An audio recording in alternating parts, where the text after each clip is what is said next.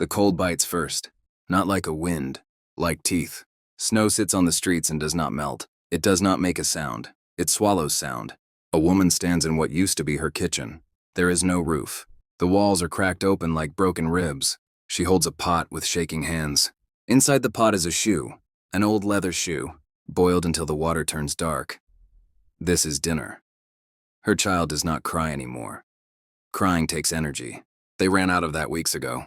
Across the street, a man smashes a chair, not in anger, in pieces, small enough to burn for one more hour.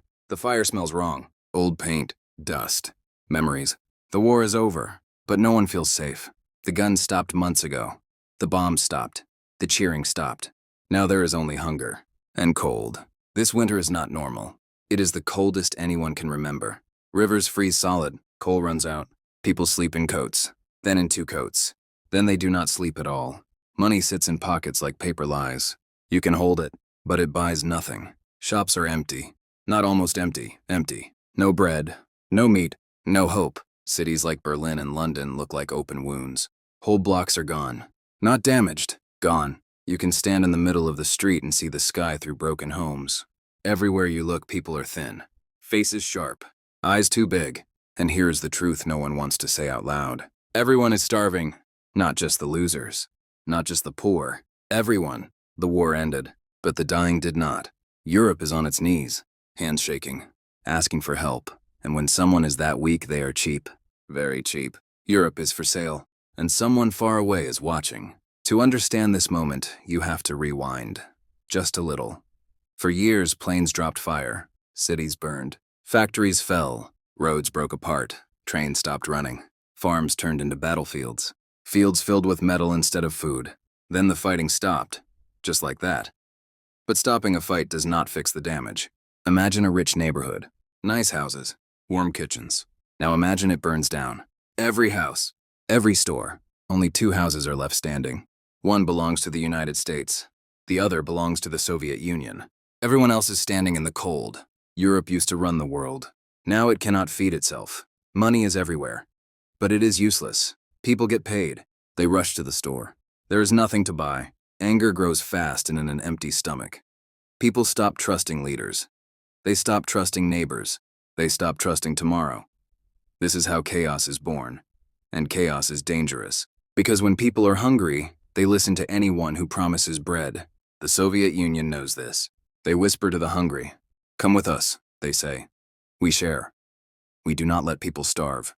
The United States hears these whispers, and it scares them, not because they love Europe, but because fear moves faster than kindness. If Europe falls apart, the world tilts. The United States is rich, but rich places need buyers. They need friends. They need allies. A starving Europe cannot buy anything. A broken Europe cannot stand with anyone. And worse than that, a starving Europe might choose the other side. So this is not a story about good hearts. It is a story about cold math. If Europe goes red, the balance of power shifts.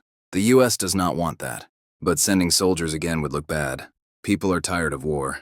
Very tired. So they choose a different weapon. Food. Coal. Ships instead of tanks. This idea sounds simple, but it is risky. Because helping Europe means control. And control makes enemies nervous. Especially the Soviet Union. They watch every ship. Every train. They know what this means. If Europe eats American bread, it might start listening to American music. If it wears American clothes, it might think American thoughts. This is the quiet part, the part no one says out loud. The real villain here is not a man. It is fear. Fear of hunger, fear of collapse, fear of losing power. And fear makes people do big things. The stage is set. Europe is freezing. America has food. Russia is watching closely. No bullets yet, but the fight has already begun. And the next move will change the world without firing a single shot. The idea starts with one man. His name is George Marshall. You don't need to remember his middle name. What matters is his mind, and the map in front of him. Marshall is not a soldier. He is a soldier of money. A man who knows what hunger does to a nation. He understands that food can be a weapon, and a hungry country is a weak country. So Marshall begins to write, to plan. The plan has a simple name, the Marshall Plan. America will feed Europe. Not just a little, but a lot. There are billions of dollars to give. Ships full of wheat, coal, medicine. Everything Europe needs to get back on its feet. It sounds easy, but nothing in Europe is easy. The US ships are ready. But there is a problem. Russia. They do not like this idea. In fact, they hate it. They see it as a threat. The moment Europe starts taking American help, it will listen to America. And Russia cannot have that. So they do what they do best. They block roads. They block trains. They close off the cities. They choke off Berlin, the heart of Europe. Berlin sits in the middle of Soviet-controlled land, but the Allies still control West Berlin. Now the Russians decide to starve it. It is their move. Let them freeze. Let them starve, they say. It's not a battle of guns. It's a battle of food. If the Soviets can stop the Americans from getting food to Berlin, they can claim victory. But the Americans are not backing down. This is no longer about generosity. It is about winning the game. The US has no choice but to act, and they act fast. The solution is brilliant. It's not tanks or soldiers. It's planes. Thousands of planes, carrying thousands of tons of food and coal. The first flights begin in the spring of 1948. One plane, then two, then 100. The planes fly in a constant stream, day and night. Every 45 seconds, a new plane lands in Berlin. The sky becomes filled with engines, roaring, shaking the air.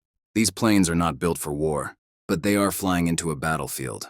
And every time one lands, they win a small victory. But there is a cost. Flying over enemy territory is dangerous. The planes are old. The pilots are tired. There is no time to sleep. Every trip is a risk. But the pilots push on. They land, unload, and take off again. They drop food like bombs. But instead of death, it is bread.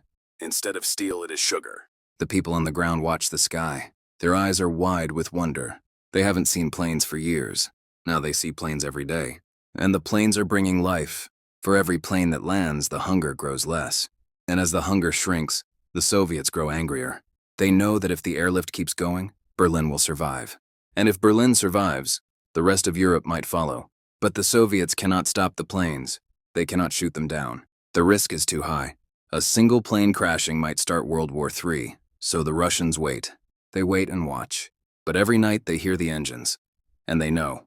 The Americans are winning. The air is thick with noise. Engine after engine roars. Each plane is a promise that Berlin will not starve, that Europe will not fall into the hands of communism. The city below is hungry, but now it has hope. The stakes are higher now. The Soviets are desperate. The Americans are determined. The tension builds with every flight. One wrong move and war could break out. The planes fly low, they fly high, they twist and turn, trying to avoid enemy fire. But the Soviets don't fire, they just watch and wait. The pilots are exhausted. They have flown for days without rest, but they keep coming. Each plane lands, they unload, then they fly away. The city below is alive with movement. The ground is filled with trucks. Food is unloaded. The people who once stood silent in hunger are now cheering. Some are crying. Others shout out in thanks. This is the moment of victory, not with bullets, but with bread. Every plane is a strike against chaos. Every load of food is a blow to hunger. And slowly, the streets of Berlin begin to heal. They are still broken, but they are not dead. The planes keep coming, day after day. The airlift lasts for nearly a year, almost 300,000 flights, over 2 million tons of supplies. And in the end, the Berlin airlift works. Berlin survives. But the cost of this victory is high. Planes are destroyed, lives are lost. And at the end of the day, Europe is changed forever. America has won, but they have also bought something, not with dollars, but with food. The hunger is gone. The planes stop. The roads are cleared. The trains start moving again. Berlin is no longer a city of death. It is a city of hope. The people rebuild. They start to dream again. But the price has been paid. The US does not leave. They do not walk away. Instead, they stay. They build military bases. They send soldiers. They send culture. American music fills the air.